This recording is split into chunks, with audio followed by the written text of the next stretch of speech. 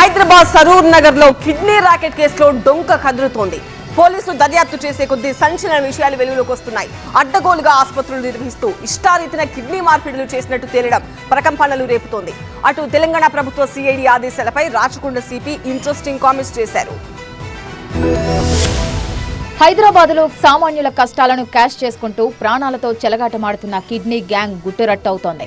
ఈ క్రమంలోని హైదరాబాద్ సరూర్ నగర్ అలకనంద ఆసుపత్రి ఘటనలో తీగలాగుతూ కీలక విషయాలు రాబడుతున్నారు. ఈ కేసులో సుమంత్, అవినాష్ అనే ఇద్దరు కీలకంగా వ్యవహరించినట్లు గుర్తించారు. సరూర్ నగర్ అలకనంద ఆసుపత్రిని సుమంత్ రన్ చేస్తుండగా అవినాష్ డాక్టర్ గా పనిచేస్తున్నట్లు తేల్చారు. అవినాష్ తో పాటు బయట నుండి ఇద్దరు డాక్టర్లను తీసుకొచ్చి కిడ్నీ మార్పిడి సర్జరీలు చేస్తున్నట్లు వెల్లడైంది. అవినాష్ గతంలో చైనాలో మెడిసిన్ చేసి హైదరాబాద్ లో సుమంత్ను కలిసి కిడ్నీ మార్పిడి సర్జరీలు నిర్వహిస్తున్నట్లు పోలీసులు ప్రకటించారు.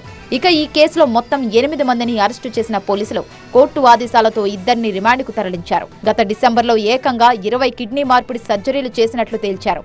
ఇతర దేశాల్లో మెడిసిన్ చేసిన వాళ్లు ఇలాంటివి చేస్తున్నారన్నారు రాచకొండ సిపి సుధీర్ బాబు. డొనేట్ చేసిన వాళ్లకు 5 లక్షలు, ఒక్కో సర్జరీకి డాక్టర్ అవినాష్ కు 2.5 లక్షలు ఇస్తున్నారని తెలిపారు.